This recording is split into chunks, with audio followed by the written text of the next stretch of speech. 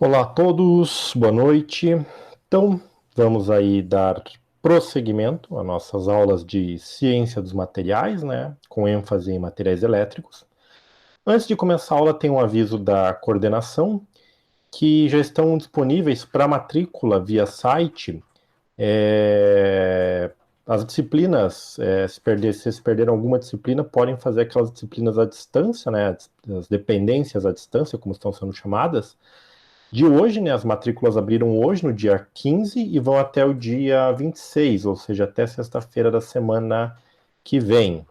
Então, qualquer disciplina aí que foi passada, que não teve como ser concluída, ou precisa refazer, já está disponível no site lá essas matrículas, né? Então, deem uma olhada lá, ok? Bom, esse material, assim como um outro material auxiliar, um texto auxiliar, eu já coloquei no AVA, não é? Da aula de hoje. Essa aula, como sempre, vai ficar gravada e vai ficar disponível no tópico da aula, certo? Eu não coloquei ainda exercícios relacionados a este material, porque eu vou complementar um pouco mais de informação com isso na próxima aula, e aí eu decido em qual tópico, se neste tópico ou no outro, eu vou colocar exercícios, não é, relacionados a esse conteúdo que nós vamos trabalhar hoje, ok? E com relação à questão da prova, da avaliação, ela deve acontecer, segundo o calendário, no final do mês que vem, de 22 até 28, se eu não me engano, de abril. Vai acontecer a semana de provas. Então eu estou finalizando ali como é que vai ser a composição das notas, não é? Entre provas e listas de exercício. E logo, logo, acho que até o final da semana, essa informação eu passo para vocês, beleza? Bom, então isso posto, agora nós podemos iniciar aqui, né, com o nosso conteúdo de hoje, que se vocês olharam ali o título, né, é de materiais condutores, certo? Então, dando seguimento aí na parte da ciência dos materiais, explicitamente falando aí para engenharia elétrica, a gente já viu que toda a matéria, não é? Todos aqueles materiais são compostos, né? As suas estruturas são atômicas ou moleculares. Lembrando que molecular seria uma junção de dois tipos ou mais ou três, quatro tipos de átomos, como é o caso dos materiais poliméricos. Então, todo átomo ele é basicamente um conjunto de cargas elétricas. Você tem a parte negativa, que fica na eletrosfera, que são os elétrons, a parte positiva, que são os prótons, que ficam no núcleo, juntamente com os nêutrons, que não têm carga elétrica. E a matéria em si, no seu estado fundamental, no seu estado de menor gasto energético, ela vai ser neutra, ou seja, ela sempre vai apresentar nesse estado fundamental a mesma quantidade de prótons e elétrons. E efetivamente, quando eu falo em matéria carregada eletricamente, vai ser sempre com excesso de elétrons ou falta de elétrons. Por quê? Porque os prótons, como eles estão no núcleo, interagindo lá com a força nuclear forte, são poucas as situações que eu tenho energia suficiente para remover um próton do núcleo, né? Só em situações aí nucleares mesmo, e o que acaba alterando o tipo de matéria que você tem. Então, na maioria das aplicações envolvendo aí materiais metálicos, iônicos e poliméricos, quando eu falo em desequilíbrio de carga elétrica, eu vou estar me referindo a um desequilíbrio aqui na eletrosfera, ou seja, se eu tenho um material que é negativamente carregado, significa que ele tem um excesso de cargas negativas. Se ele é positivamente carregado, ele vai ter uma falta de cargas negativas, claro, sempre em relação ao número de prótons que você vai ter no núcleo, certo? Lembrando que o número atômico é o número de prótons que eu tenho no núcleo, que define ali o que cada elemento é ali na tabela periódica, e o número de massa é a soma de prótons mais nêutrons. A carga elétrica, no caso aqui dos elétrons, é menos 1,6 vezes 10 a menos 19 coulombs, enquanto que a carga positiva, não é o mesmo valor, só que, né, com um sinal positivo aqui na frente, certo? E quando eu falo ali da parte molecular, o arranjo que as moléculas vão ter no seu estado padrão, no seu estado mais comum de acontecer, que no caso da molécula da água seria no estado líquido, né, dessa forma, vai poder dizer se a molécula ela vai ter uma carga líquida, ser uma molécula apolar, como é o caso da molécula da água, ou uma molécula polar, ou uma molécula apolar, como é o caso de algumas outras moléculas que eu tenho aí de alguns gases, não é? Então essa questão da polaridade molecular tá associada a essa, digamos assim, orientação entre os átomos que compõem a molécula. No caso da molécula da água, o que acontece? Esta região aqui, né, próxima aos átomos de hidrogênio, elas são positivamente carregadas. Por quê? Porque a maior parte da carga negativa ela vai estar próxima a esta região aqui, próximo ao átomo de oxigênio, que tem uma tendência de ganhar mais os elétrons, que são esses outros elétrons, cada um desses elétrons presentes do átomo de hidrogênio. Então você cria uma separação espacial em relação a esse tamanho da molécula, que leva à questão da polaridade, certo? E dependendo daí disso daqui, essa molécula ela tem certas propriedades, como orientação em campos elétricos, como dissolver certos materiais, por exemplo, a água, não é? Dissolve o quê? Sólidos, geralmente sais, que são sólidos iônicos, não é? Porque eles também são polares. Daí que vem aquela regrinha lá, que se quando estuda química, que diz lá que o semelhante dissolve semelhante, ou seja, o que dissolve o sal? A água, certo? Você consegue quebrar a ligação iônica entre o cloro e o sódio, não é, formando íons cloro-sódio que ficam ali na água. Então, isso é uma maneira de você até mudar a condutividade elétrica da água, certo? Pode parecer que o açúcar, que é apolar, também seja dissolvido na água, mas só que na verdade isso não acontece. O que acontece é que você faz, digamos, uma espécie de dispersão no meio de água, em que os componentes que formam o açúcar, que são basicamente carbono, hidrogênio e oxigênio, eles permanecem ligados, certo? Então você não tem a quebra em carbono, hidrogênio e oxigênio, você tem apenas esse conjunto que fica disperso ali, não é? No meio aquoso. Por quê? Porque as moléculas do açúcar, elas são apolares, eu não consigo dissolver elas na água. Agora, se eu jogar açúcar no álcool, no etanol ou na gasolina, eu consigo dissolver. Por quê? Porque tanto o etanol quanto a gasolina são líquidos apolares também, certo? Muito bem. Então, essa questão desse deslocamento aí das cargas elétricas, se eu tiver um campo elétrico externo, o que acontece? Quando eu tenho uma molécula como a da água, que é polar, ela tende a girar ou tentar se orientar com o campo elétrico externo aplicado, certo? E isso vai fazer o quê? Vai tentar provocar uma movimentação dessas espécies que são carregadas. Quando eu coloco uma molécula apolar num campo elétrico, ele vai polarizar essa molécula, ou seja, o que ele vai fazer? Ele vai separar espacialmente, não é, essas cargas elétricas, fazendo com que essa molécula se oriente conforme o campo externo, certo?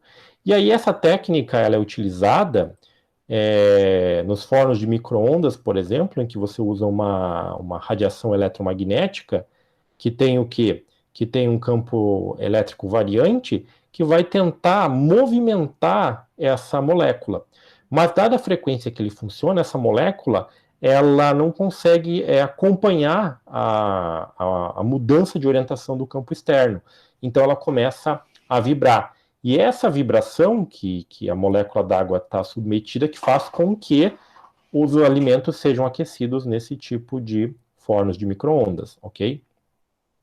Bom, qualquer material, seja ele metálico, polimérico ou cerâmico, quando é aplicado um campo elétrico, eu tento separar as cargas elétricas conforme o campo externo aplicado.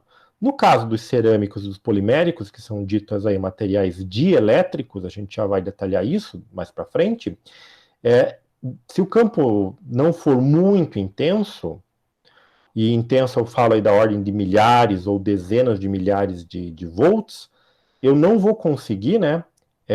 Usando a unidade correta é volt por metro, né? Que é a unidade do campo elétrico, eu não vou conseguir promover a separação de cargas. É por isso que esses materiais são bons isolantes elétricos.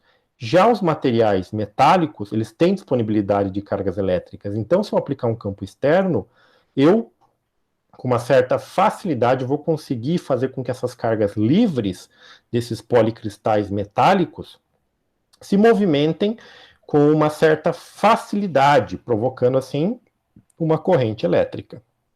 E aí que entra a questão dos materiais condutores, né? Quando falamos de relacionados à ciência dos materiais, não é? Que são materiais que têm a disponibilidade ali de cargas elétricas, né, nesse caso os elétrons, que vão se movimentar pelo interior do material com maior facilidade. Então aqui você tem um campo elétrico aqui externo, né, orientado de cima para baixo, e aqui eu tenho uma carga elétrica negativa, pode ser um elétron, que vai se movimentar como está indicado nessa setinha aqui, não é? Vai se movimentar de baixo para cima, né? Contrário a essa orientação do campo elétrico. Isso se deve por quê? Porque o campo elétrico atuando nesta carga vai exercer uma força.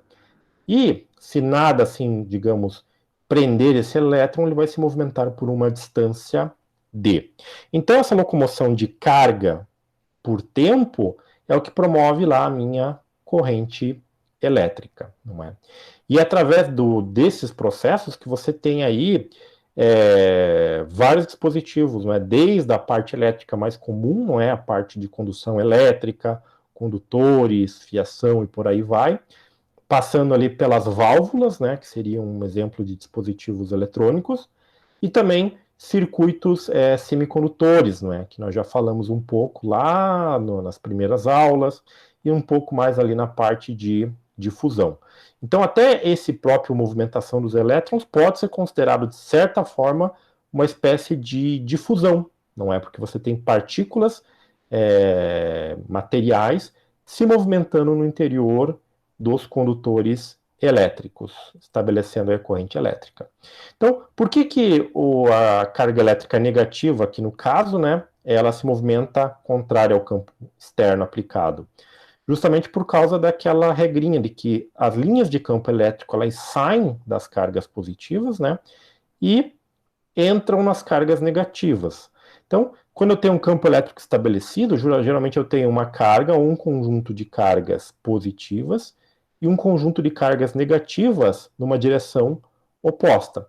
E tudo que tiver entre elas vai ser permeado por um campo elétrico. Então, o campo elétrico ele pode estar atravessando qualquer meio material, certo? Eu posso ter ele passando aí qualquer meio material. E o seu estabelecimento, quando eu ligo lá, por exemplo, um circuito elétrico, é numa velocidade próxima ou igual à velocidade da luz, certo? Então é por isso que um sinal elétrico ele consegue viajar em termos de campo elétrico muito rapidamente por qualquer condutor, não é? Então, se você pegar, por exemplo, um processo de ligar uma lâmpada incandescente, não é? Daquelas mais simples lá de filamento. Quando você liga um interruptor, a lâmpada praticamente se acende instantaneamente. É quase que impossível você marcar o tempo que leva quando você fecha o interruptor e a luz se acende, não é? Isso acontece porque o estabelecimento do campo elétrico nesse circuito, quando você fecha o interruptor, é praticamente instantâneo.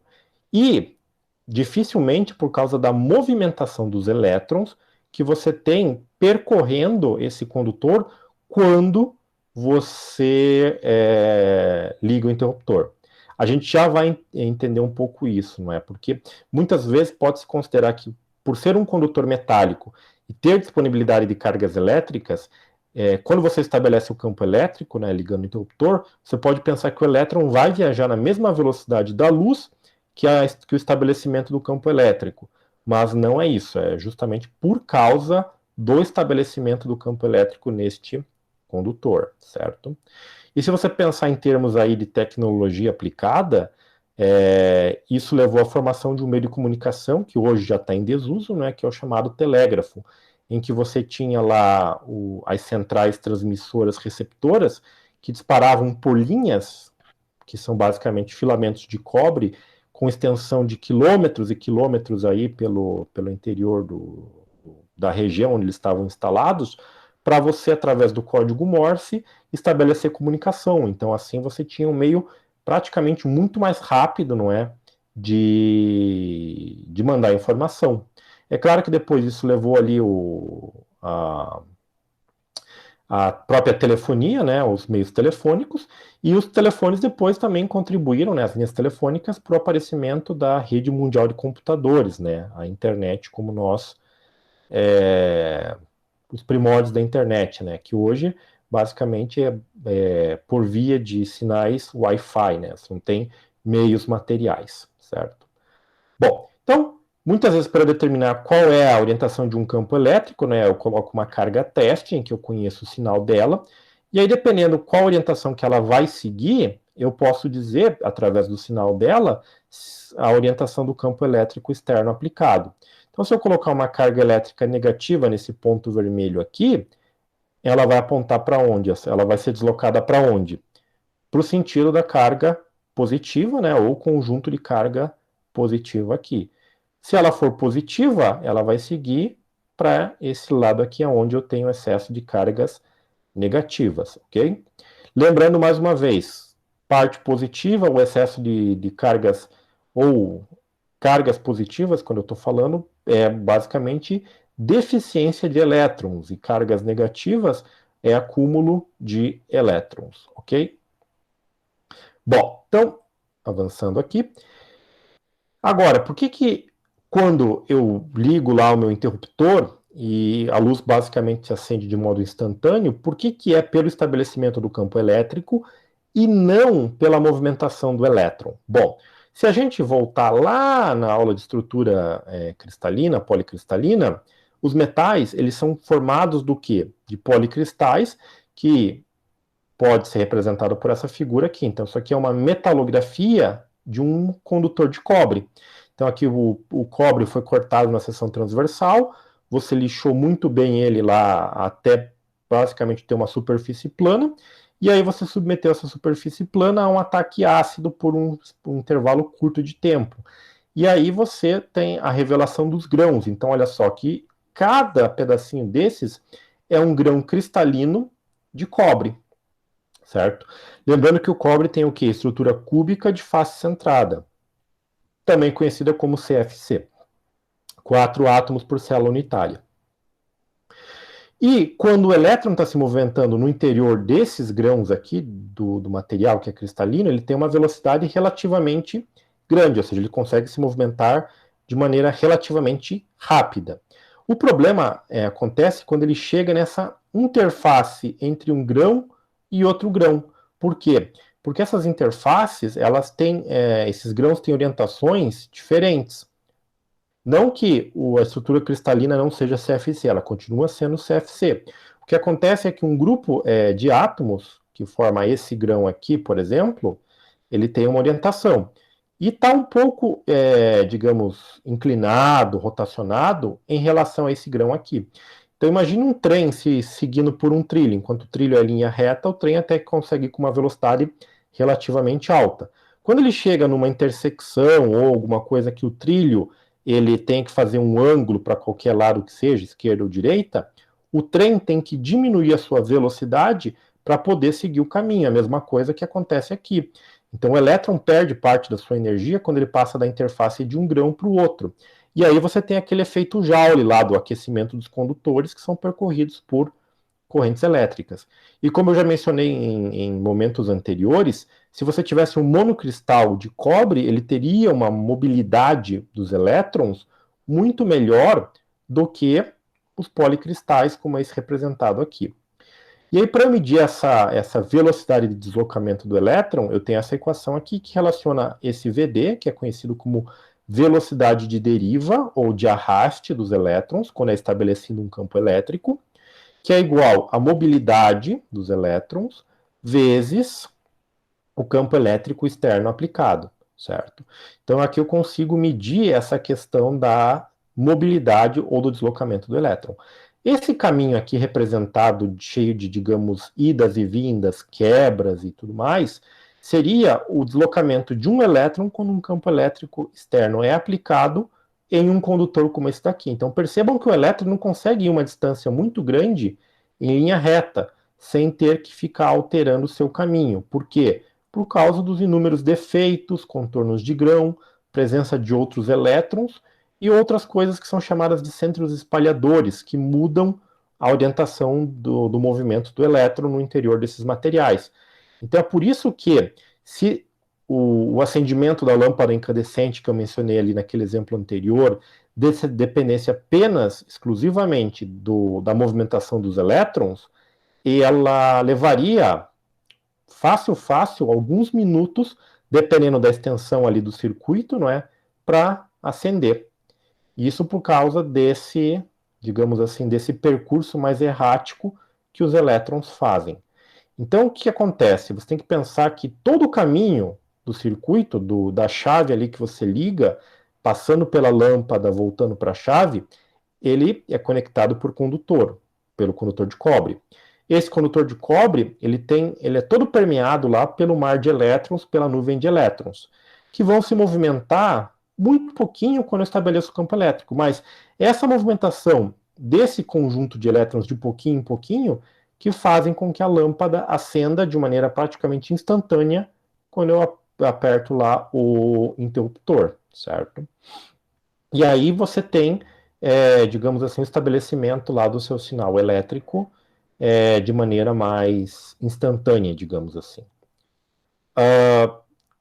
Essa mobilidade dos elétrons que eu tenho no interior dos materiais metálicos, elas podem ser computadas com a chamada condutividade dos metais, que é basicamente a facilidade que os elétrons têm para se movimentar no interior dos metais. E esse conceito da condutividade ligado à movimentação ou mobilidade dos elétrons no interior dos materiais e a sua disponibilidade, esse conceito pode ser aplicado também aos materiais iônicos, né, aos cerâmicos e aos poliméricos.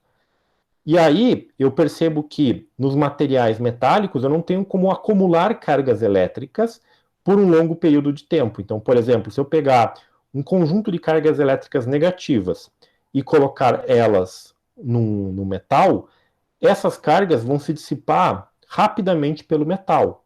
Por quê? Porque a sua estrutura, não é? E a movimentação das cargas e o tipo de ligação permitem com que essas cargas elétricas se dissociem ali pelo cristal metálico rapidamente. Se eu fizer a mesma coisa com material cerâmico, isso não vai acontecer. Por quê? Porque, dada a ligação iônica, que é basicamente ligação covalente, a mobilidade eletrônica ali é muito menor. Então, aqueles elétrons eles vão ficar um tempo muito maior localizados naquela região que eu coloquei no meu material cerâmico, certo? E a mesma coisa com o material polimérico.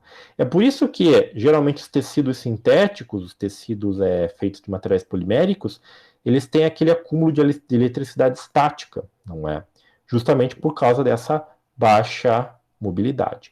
No caso dos metais, e isso aqui também a gente vai ver mais lá para frente nos semicondutores, essa mobilidade, nesse nível microscópico aqui, ela depende do número de portadores, né? Ela pode ser calculada como o número de portadores, no caso, o número de elétrons que você tem lá por centímetro cúbico por metro cúbico.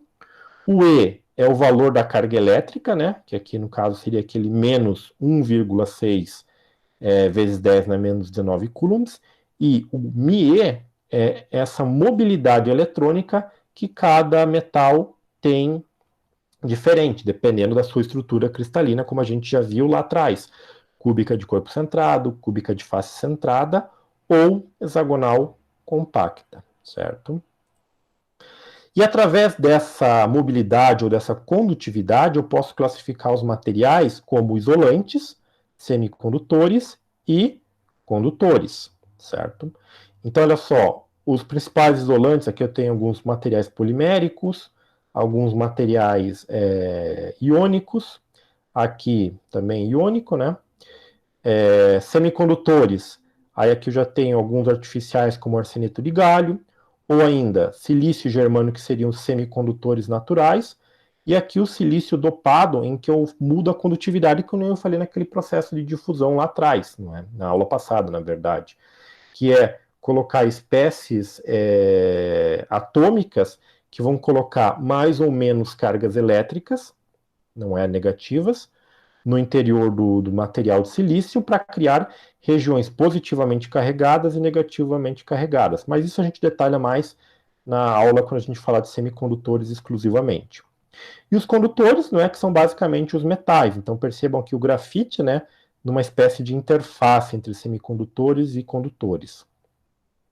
Quando se estuda materiais do ponto de vista de eletricidade, você também pode classificar eles como condutores ou dielétricos, que seria a combinação aqui dos isolantes e dos semicondutores, que tem papel muito importante na fabricação de alguns componentes eletrônicos que nós utilizamos, não é, que permitiu aí vários avanços e a miniaturização, inclusive, não é, dos circuitos elétricos.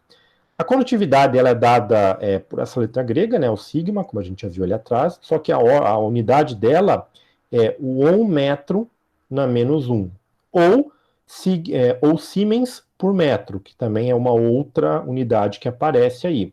Se eu não me engano, na parte mais prática, na parte de engenharia, na parte mais técnica, cursos técnicos, você aborda a condutividade como Siemens por metro, enquanto que na parte mais acadêmica, digamos assim, é 1 metro na menos 1, mas são as duas unidades e elas são equivalentes. Então, se você tem uma tabela que indica a condutividade de um certo material com certo valor, e ela está dando em Siemens por metro, você pode também utilizar esse mesmo valor, sem precisar fazer conversões, em 1 metro na menos 1.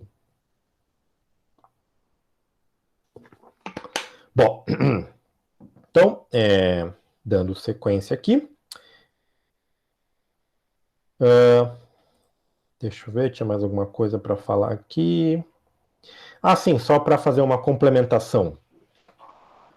Em termos de metais, falando dos materiais condutores, eles são os melhores condutores, mas dependendo e classificando só os metais, tem uma diferença, por exemplo, entre cobre, ouro, prata, que seriam geralmente os materiais mais condutores, não é, dos metais, com, por exemplo, ferro, manganês, que estão aqui, ou outros metais. Isso também se deve um pouco por causa da sua estrutura cristalina que eles têm, certo? Que facilita ou às vezes dificulta a sua condutividade. Bom, outro ponto importante que também vai ser muito abordado lá na parte de semicondutores é a chamada estrutura de bandas de energia nos sólidos. Então, o que são essas estruturas?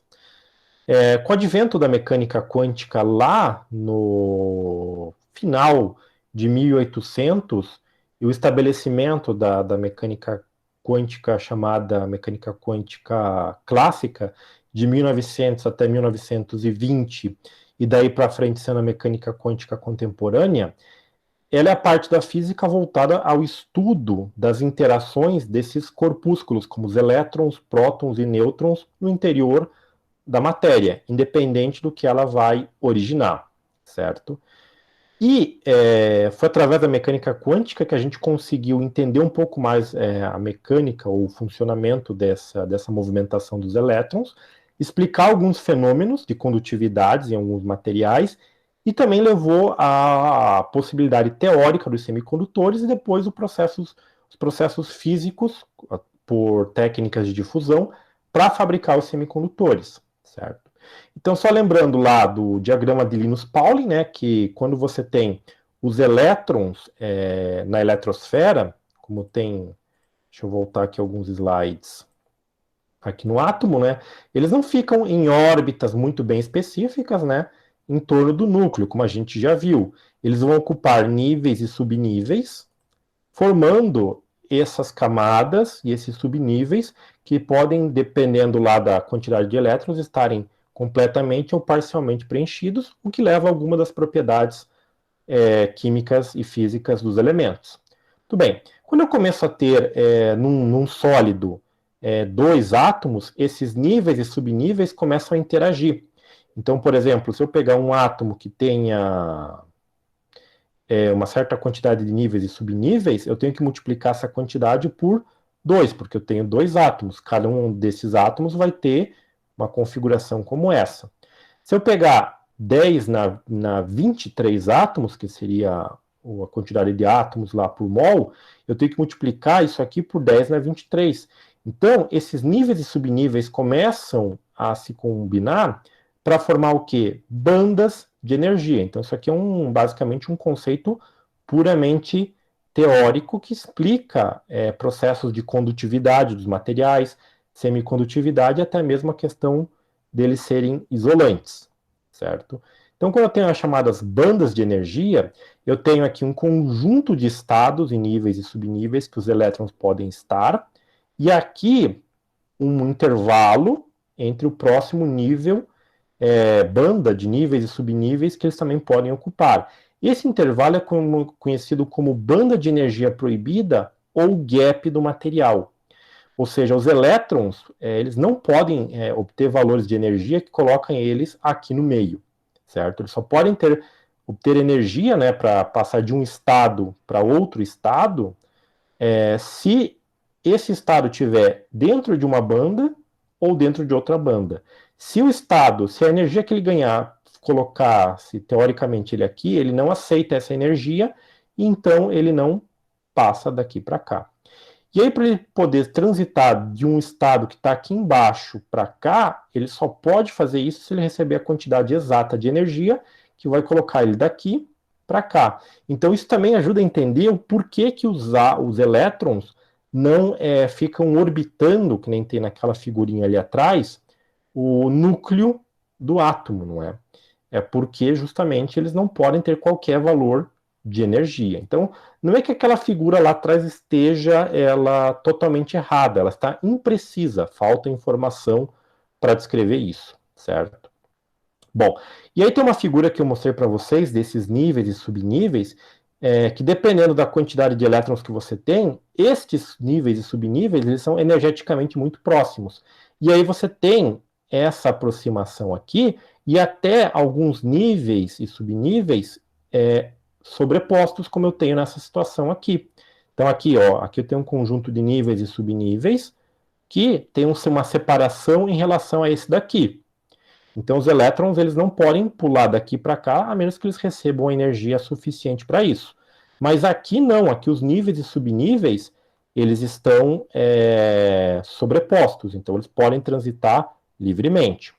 Outra coisa, a gente viu que nem todos os níveis e subníveis estão totalmente preenchidos. Então, uma outra característica desse modelo aqui de estruturas de banda de energia para descrever os materiais sólidos é que eu tenho geralmente uma banda de energia preenchida, inferior, e aqui uma banda de energia superior não preenchida. São estados energéticos que os elétrons podem ocupar, mas não tem elétrons aqui, a menos que você dê energia e eles façam a transição, certo? Essa banda aqui embaixo é chamada de banda de condução, e aqui em cima é banda de valência. Perdão. A banda aqui embaixo é a banda de valência e aqui em cima é a banda de condução. Então, quando os elétrons eles recebem energia, pulam essa diferença, esse poço de potencial, essa faixa de energia proibidas da banda de valência para a banda de condução, é como se eles pudessem participar, no caso dos metais, da condução elétrica, não é? Enquanto que eles estão aqui, eles estão ligados, próximos ao núcleo, eles não poderiam se movimentar. E aí, quando eu falo dessa estrutura de bandas para os materiais condutores, e isso aqui só vale para os materiais condutores, com os metais, eu tenho duas situações. Que eu tenho lá um grupo de estados vazios, muito próximos ou junto a o chamado nível ou banda de valência, que são os estados ocupados, certo? Você não tem essa banda proibida entre eles. Ela ficaria aqui em cima, e aqui você teria também mais um conjunto de estados desocupados de elétrons. E a outra possibilidade é que a banda de valência, né, completa, ela se sobrepõe a uma banda de condução disponível, ou seja, cheio de estados eletrônicos sem elétrons. E aí, só adiantando isso, quanto maior for essa separação energética entre banda de valência e de condução, eu classifico meu material, ou posso classificar meu material como condutor, como é o caso dos metais, aonde a separação de energia é pequena ou nula, praticamente, semicondutores, quando a separação é muito pequena, e isolantes, quando a separação é muito maior, certo? E aí isso está associado ao chamado nível de Fermi ou energia de Fermi. Não é? Então, assim, se eu pensar numa escala de energia, em termos dessas bandas, os elétrons que estão aqui embaixo, eles têm uma energia menor. E os elétrons que passam para cá, eles têm uma energia maior. O nível de Fermi seria a distância ou a medida de energia entre o mais alto estado ocupado dessa parte inferior, que fica a meio caminho, não é? Da banda superior desocupada, né? Ou desse conjunto de bandas, de estados desocupados, certo? E aí, esse nível de Fermi, geralmente, ele é uma linha ou uma teorização de digamos, uma divisão, uma fronteira, não é? Entre a banda de valência e a banda de condução, certo? Que também é muito utilizado esse conceito aí de energia de Fermi para você fazer o processo de dopagem dos semicondutores, não é? E fazer assim com que eles passem a ser dopados ou não, dependendo, com maior ou menor grau, dependendo aí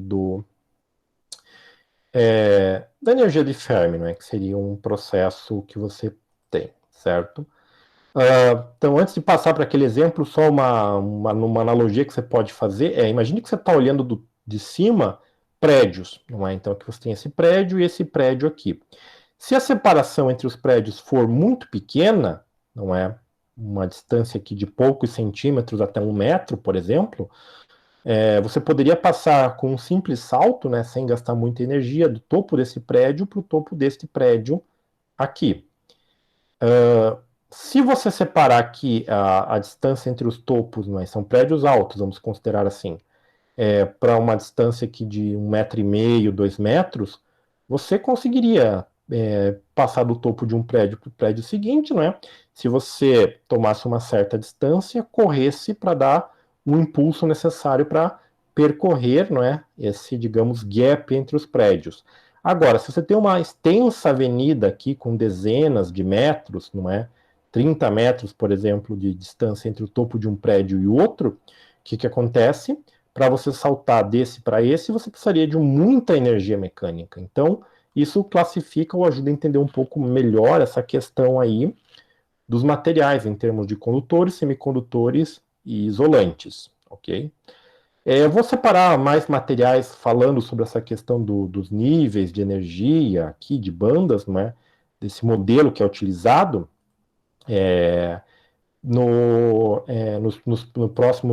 nas próximas aulas, para que vocês possam ter mais material de consulta.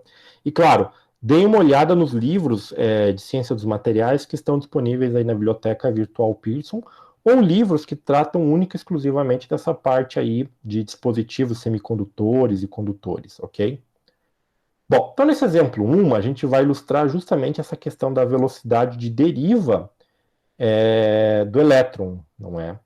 Então, olha só, calcule a velocidade de arraste do elétron no germânio, né, material semicondutor natural, à temperatura ambiente, quando a magnitude do campo elétrico é de 1000 volts por metro. Então, você aplica lá 1000 volts por metro, numa amostra de germânio, qual que vai ser a velocidade de deriva, não é, ou de arrasto, destes elétrons no interior deste cristal.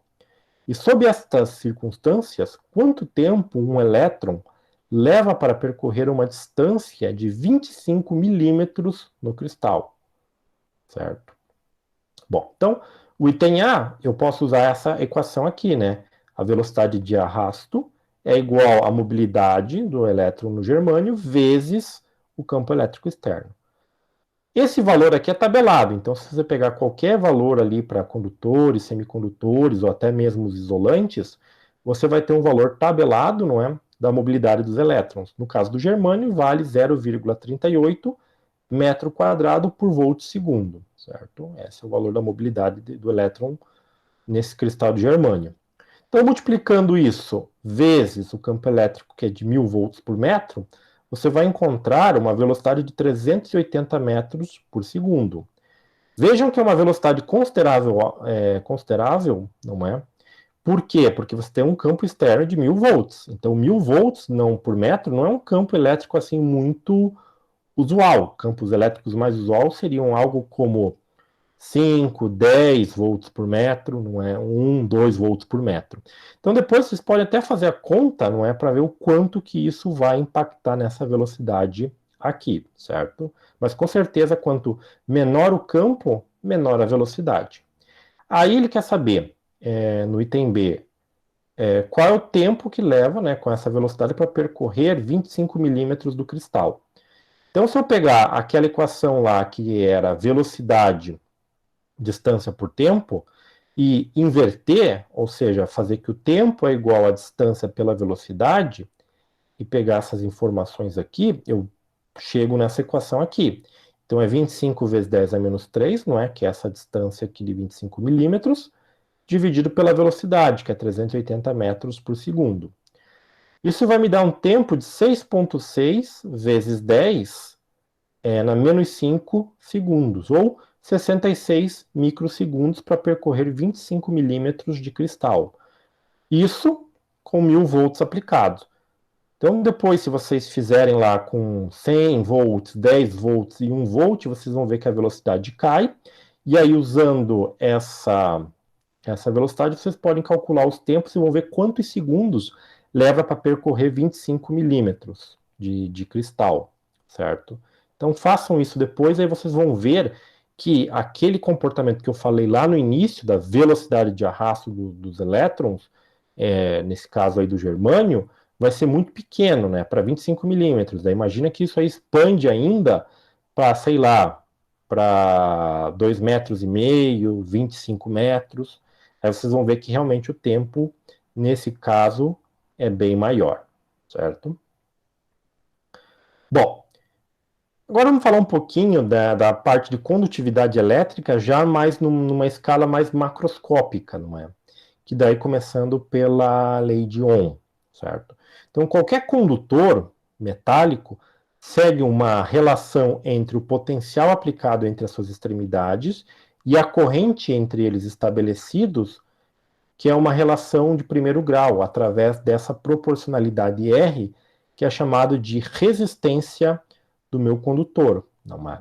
Então, quanto mais alto for meu potencial, minha corrente vai ser mais alta, dependendo da dificuldade ou da resistência que o caminho entre os terminais impuser a ela, não é? É por isso que certos metais ou certas ligas metálicas, elas são feitas priorizando justamente o quê?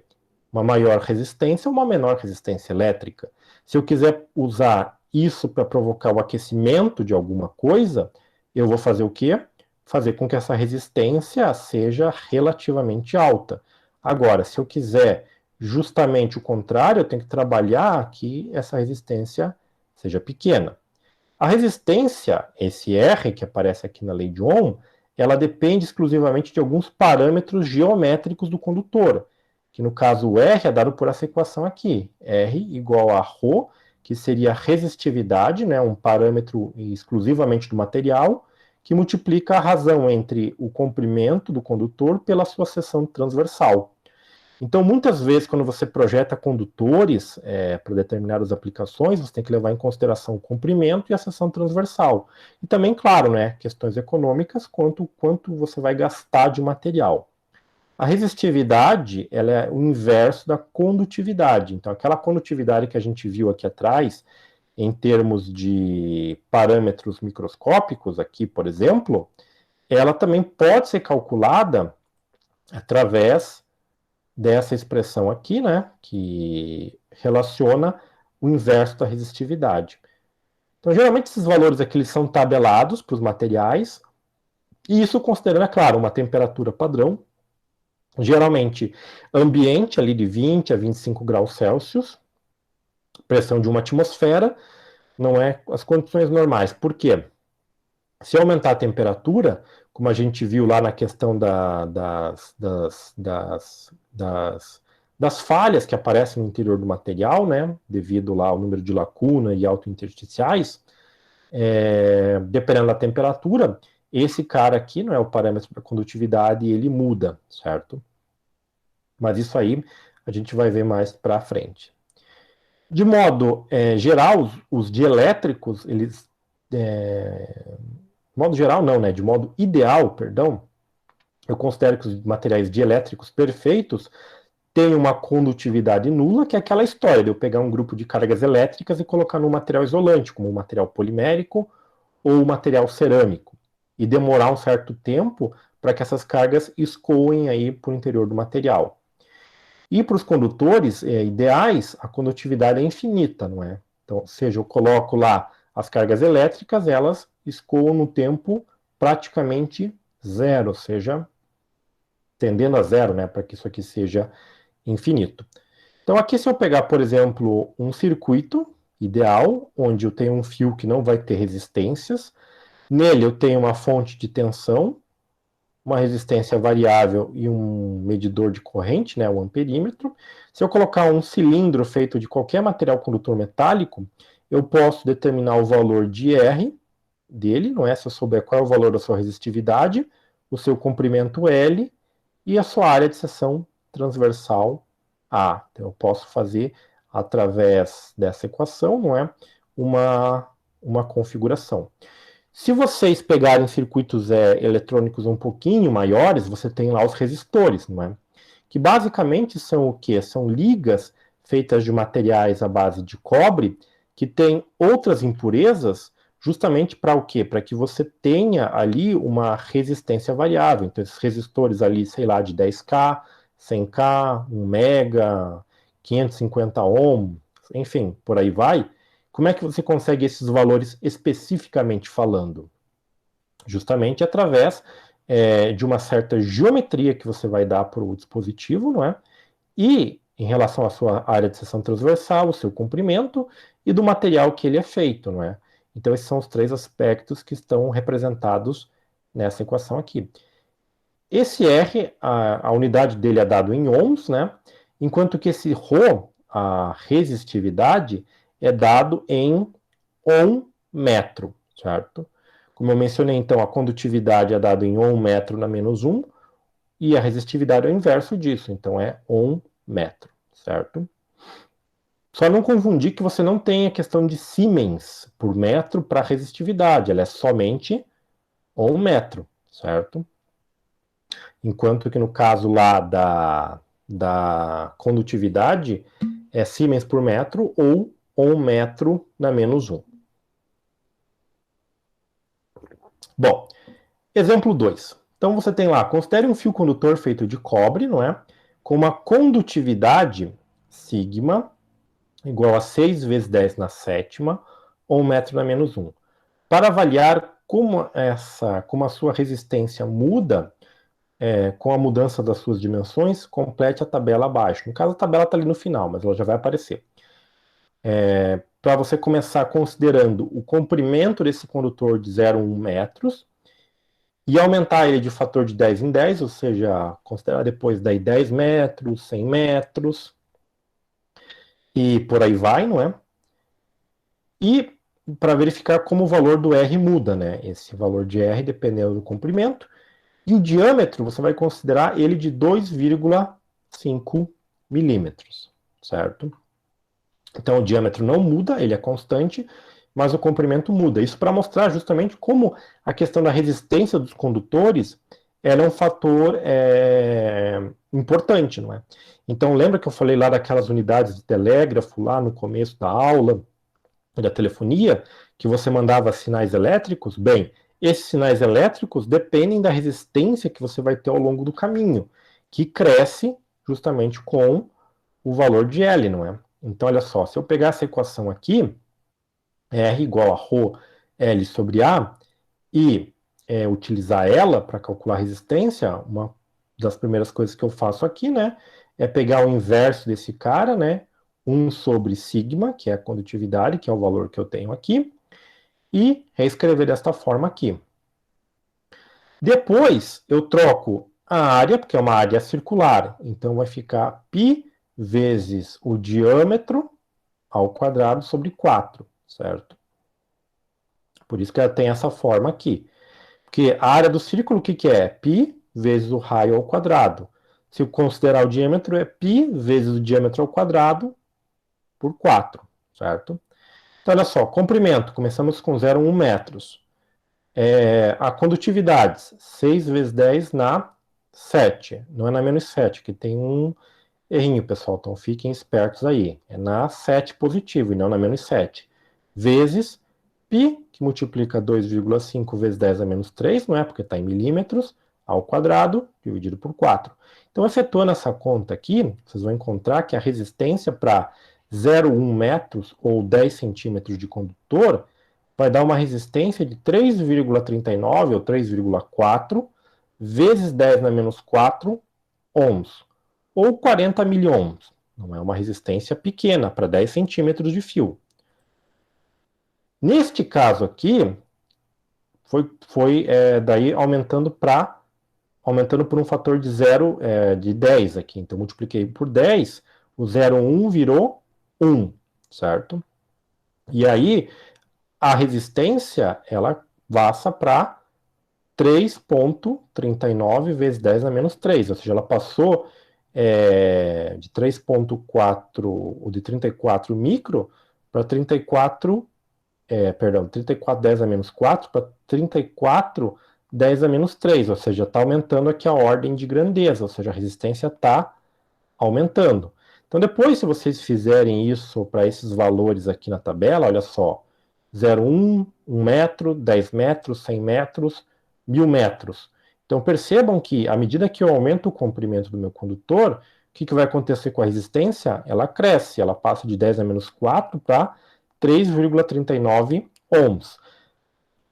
Tá, se eu pensar em termos de resistência, comparado a outros resistores aí, pode ser um valor baixo, mas dependendo do sinal elétrico que eu mandar, isso daqui começa a ter importância, não é?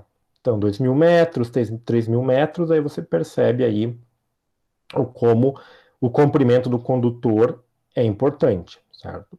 Então, esse exemplo aí é justamente para verificar isso, né, do ponto de vista um pouco mais macroscópico e da geometria do seu condutor, como a resistividade, né, no caso a resistência, ela tem fator importante, certo?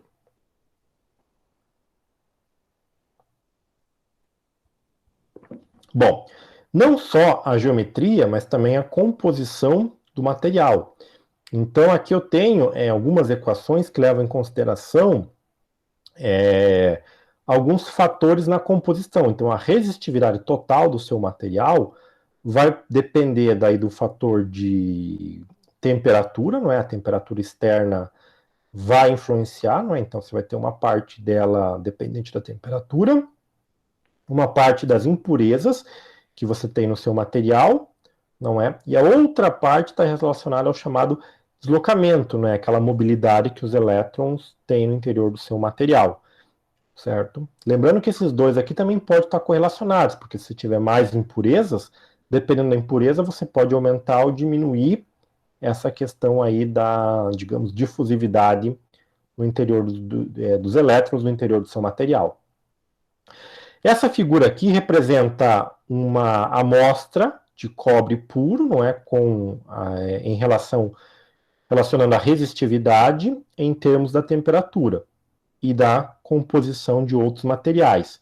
Então aqui, por exemplo, de menos 250 graus Celsius até mais 50 graus Celsius, eu tenho para o cobre puro essas variações de resistividade. Então percebam que a resistividade dele cai conforme a temperatura é pequena. Isso está de acordo, porque se você diminui a temperatura de um condutor, ele se torna mais condutor, então a sua condutividade aumenta. Lembrem lá, resistividade é o inverso de condutividade, então quanto maior a resistividade, menor a condutividade e vice-versa, certo? Se eu quisesse saber aí a resistividade do cobre em temperatura ambiente, eu teria que pegar mais ou menos aqui no meio, né, que seria os 20 e 25 graus, e colocar nesse valor aqui, certo? Agora, percebam o que acontece com essas curvas, ou com essas retas, à medida que eu adiciono um elemento, que é o níquel, não é? O valor da resistividade aumenta. Quanto mais níquel eu coloco na mistura, não é? lá naquelas composições da soma dos impurezas, da formação de liga, eu aumento a questão da resistividade, certo? Então, se eu quero produzir, por exemplo, um filamento que vai aquecer com a passagem da corrente de maneira mais fácil e que seja mecanicamente mais resistente, eu trabalho aqui com certas composições do peso, né, em níquel daquele meu material, certo? Essa equação aqui me diz que a resistividade total ela vai depender de uma resistividade intrínseca do material mais um fator A vezes a temperatura, né? Que vão depender aí do meu material. Então, esse ρ0 está associado ao meu material e o A também está associado ao material em relação a uma certa temperatura. Então, se eu pegar, por exemplo, um condutor de cobre, certo? E medir a sua resistividade numa certa temperatura, eu vou encontrar um valor.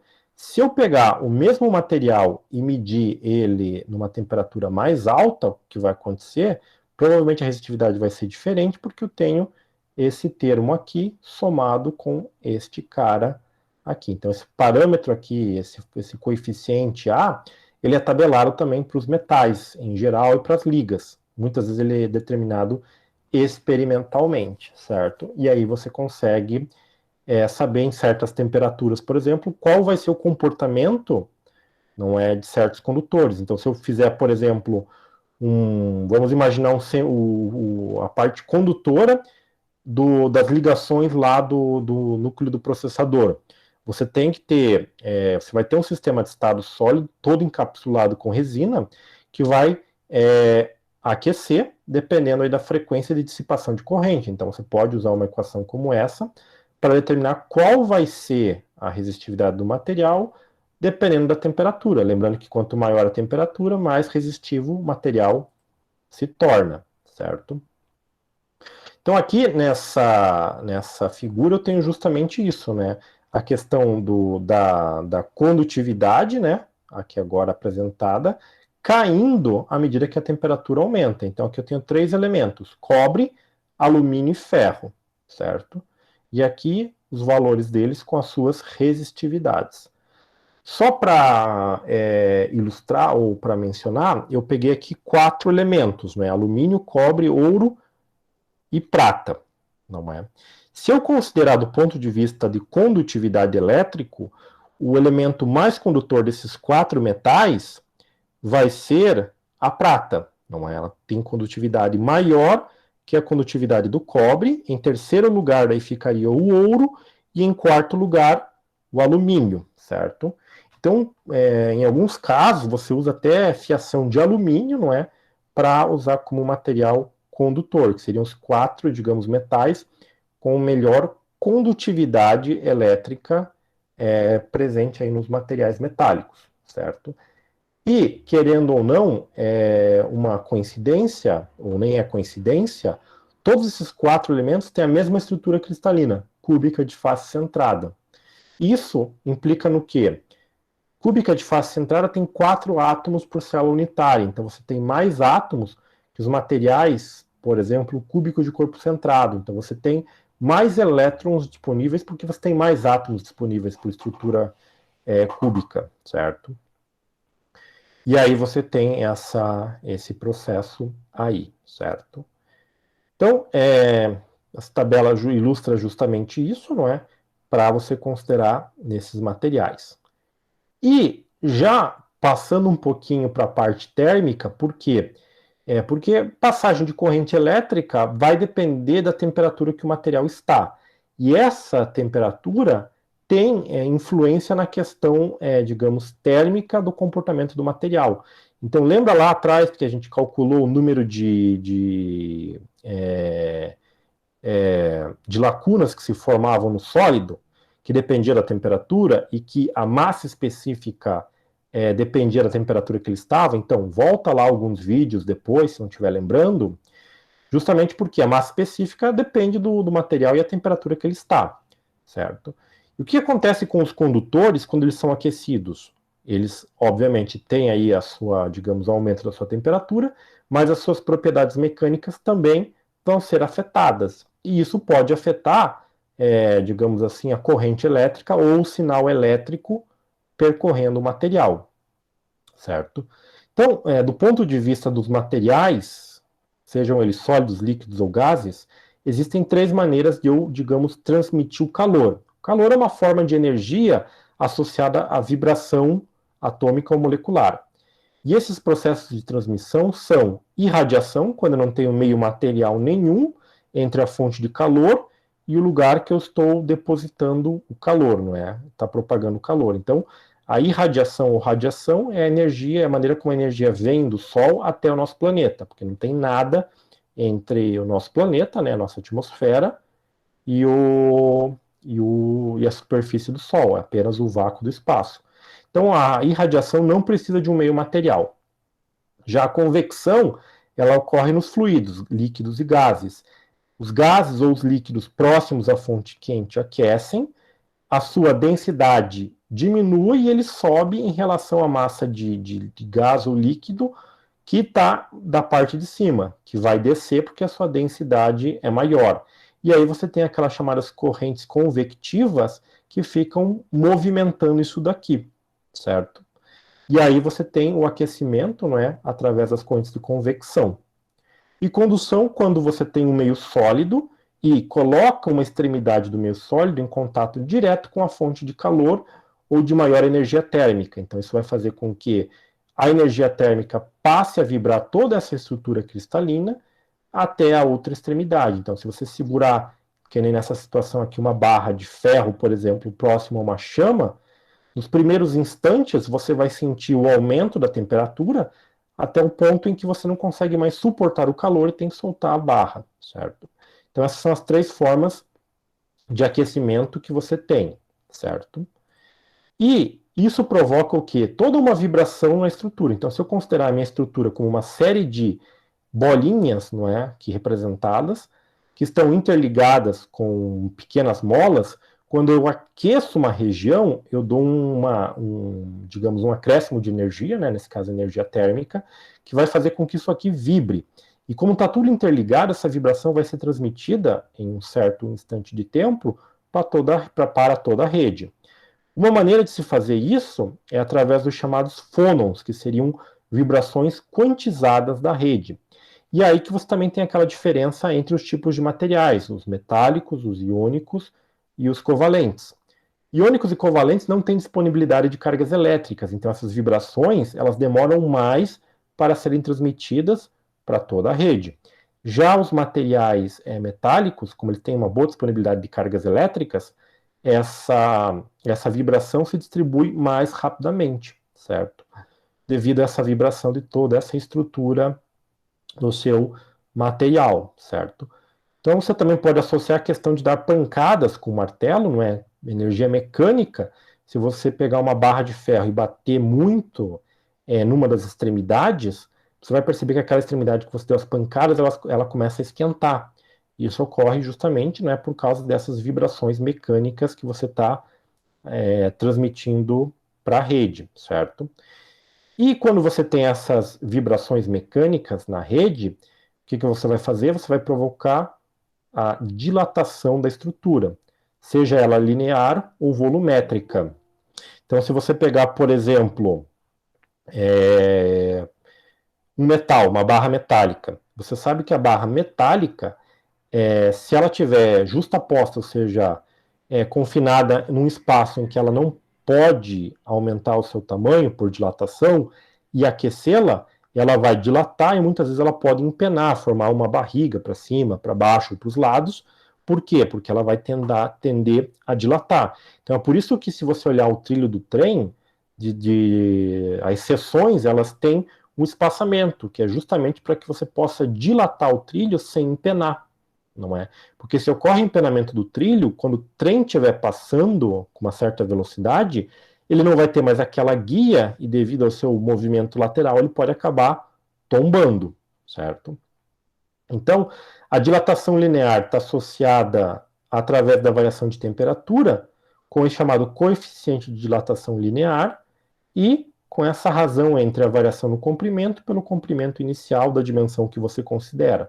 Ou ainda, o volumétrico está associado a esse coeficiente de dilatação de volume, vezes a variação de temperatura, que é igual à variação do volume pelo volume inicial do material, certo?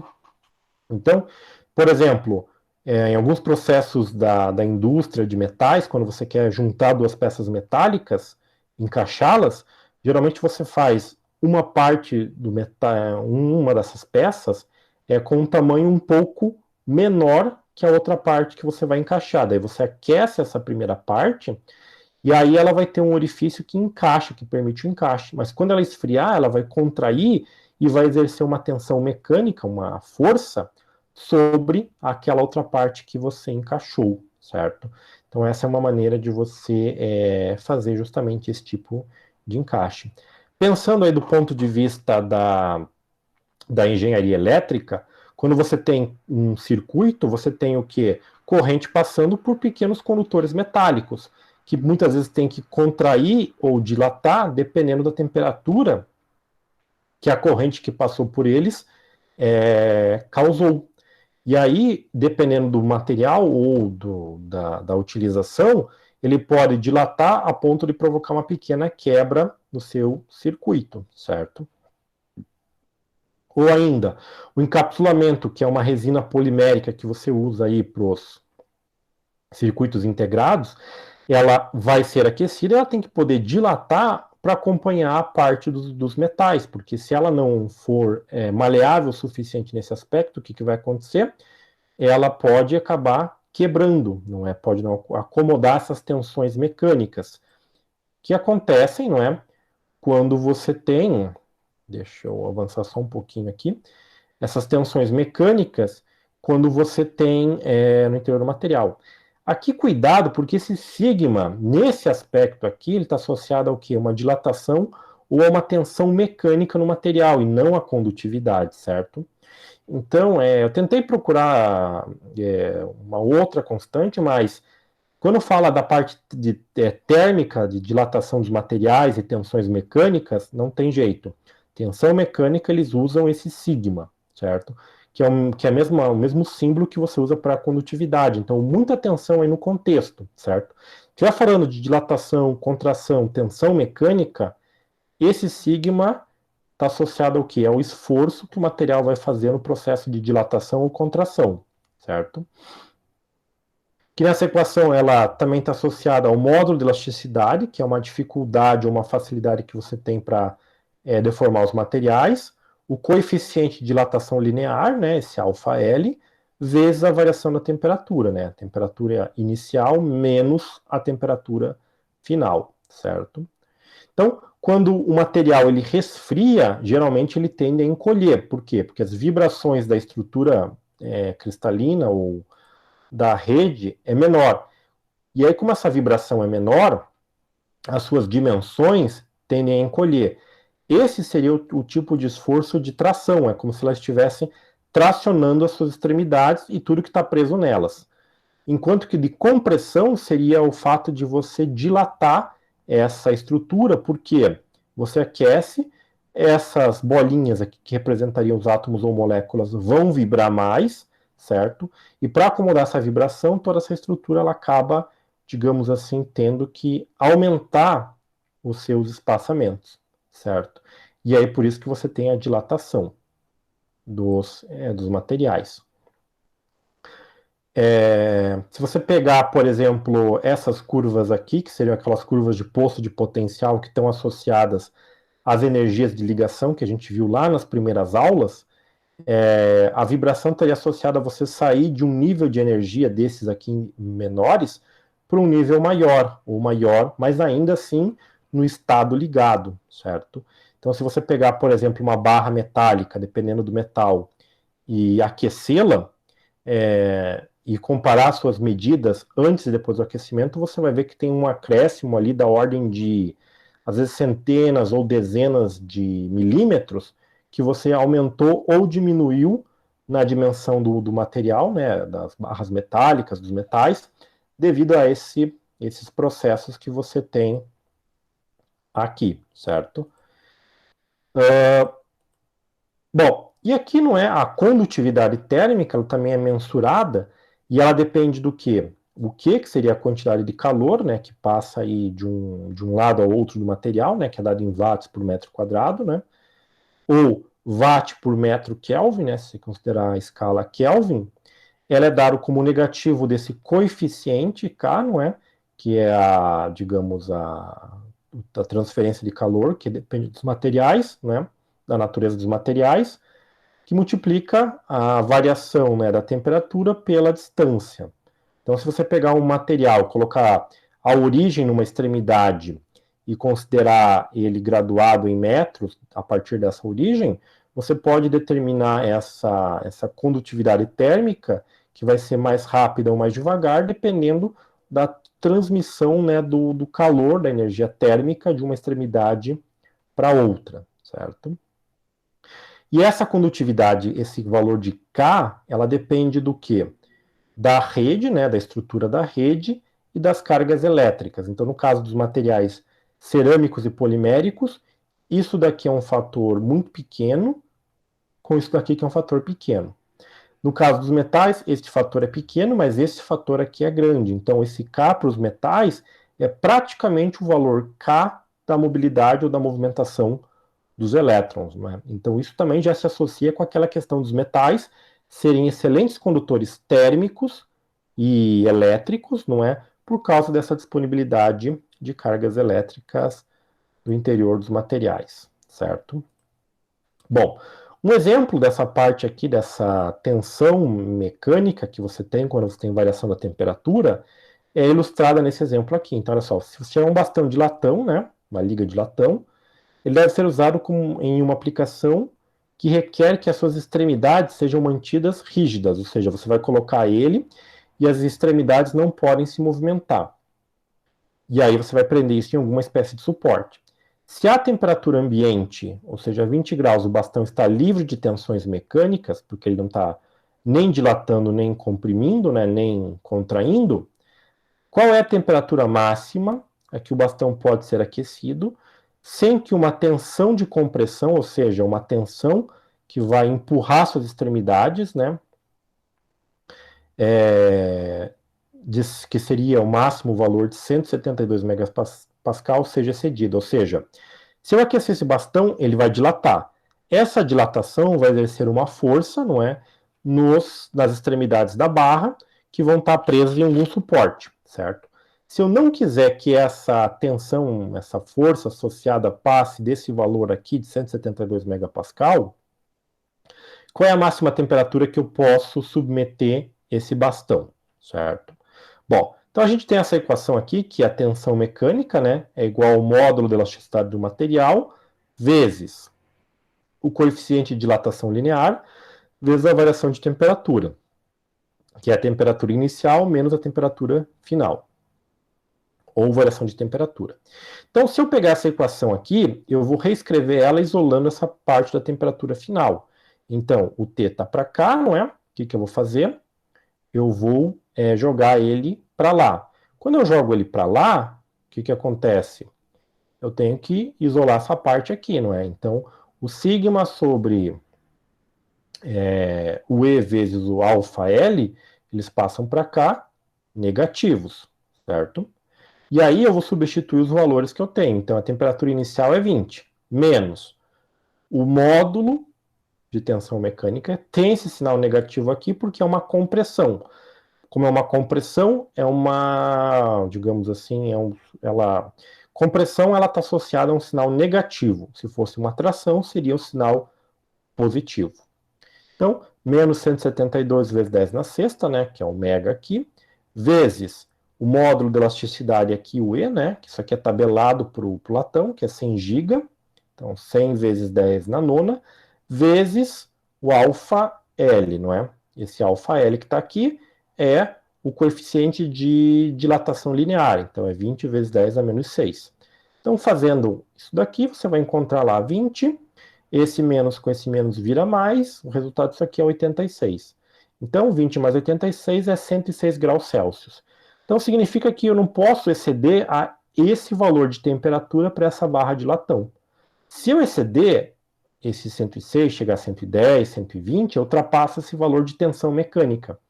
E aí o que vai acontecer? A barra vai dilatar, ela vai empurrar os seus suportes, e aí vai chegar no seu, digamos, limite de resistência mecânica, certo?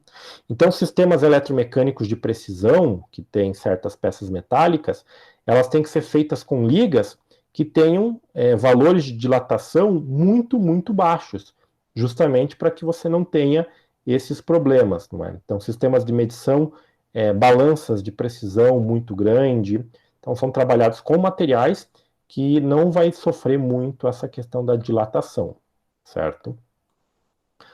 E uma outra aplicação envolvendo aí essa questão dos materiais condutores da temperatura é justamente o processo de aferição da temperatura, através desses caras aqui que são chamados de termopares.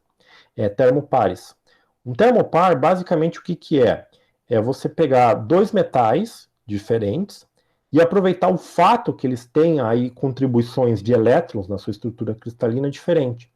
E juntá-los em uma extremidade, numa espécie de solda ou liga, e as outras duas extremidades você deixa elas livres para ligar num sistema de medida como um voltímetro.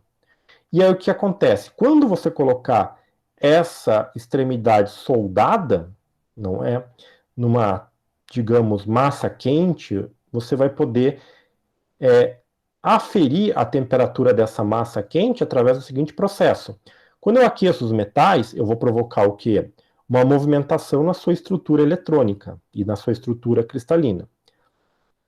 Quando eu tenho metais de naturezas diferentes, devido às suas quantidades diferenciadas de elétrons, em uma região eu vou ter uma quantidade diferente de elétrons da outra região que está numa, digamos, temperatura mais fria ou ambiente.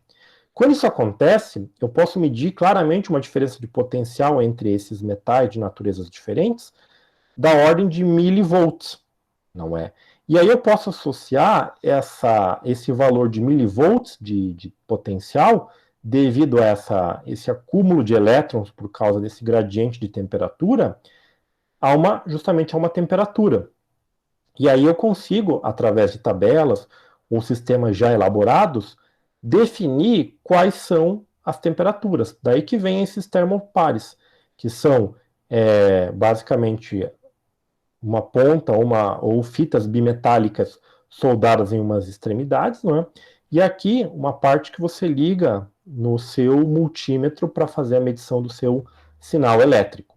E aí, dependendo do tipo de material que você combinar, você tem os termopares. O mais comum é o termopar do tipo K, que é uma junção de cobre e níquel, não é?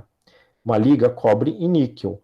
Já você tem outros aí que depende da faixa de temperatura que você vai operar. Então, por exemplo, do tipo N, você tem uma mistura de níquel, silício e cromo, ou níquel, silício e magnésio entre as fitas bimetálicas, certo? E aí cada faixa de temperatura opera melhor com um tipo de termopar. Então você tem o mais comum, né, que é o tipo K, tem o tipo J, o tipo E, o tipo T, o tipo R e por aí vai. Então depende da faixa de temperatura, né? Alguns são melhores para temperaturas menores, né, abaixo de zero, outros são melhores para temperaturas mais altas, próximos a 1000 graus, por exemplo, ou mais alto que isso, certo?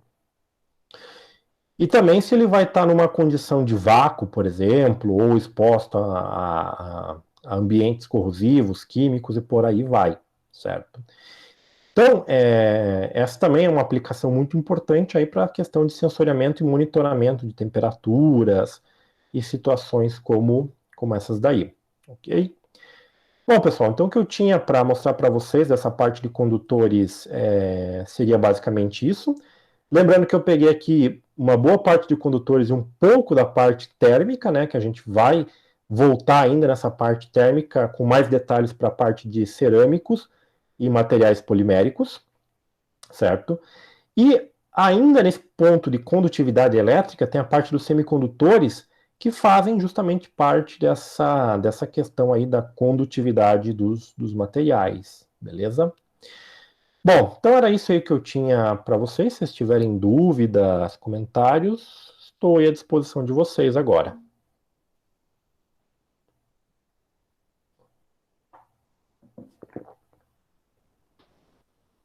Assim, só lembrando que a parte de exercícios eu ainda não separei para esse tema, né? Para essa parte, para essa aula de hoje, né? Eu vou separar e até sexta-feira deve estar postado no AVA. Então, dê uma olhada lá depois nesse tópico aqui, ok? E para os tópicos anteriores, né? Para a parte anterior, também já postei alguma coisa. Então, deem uma olhada lá.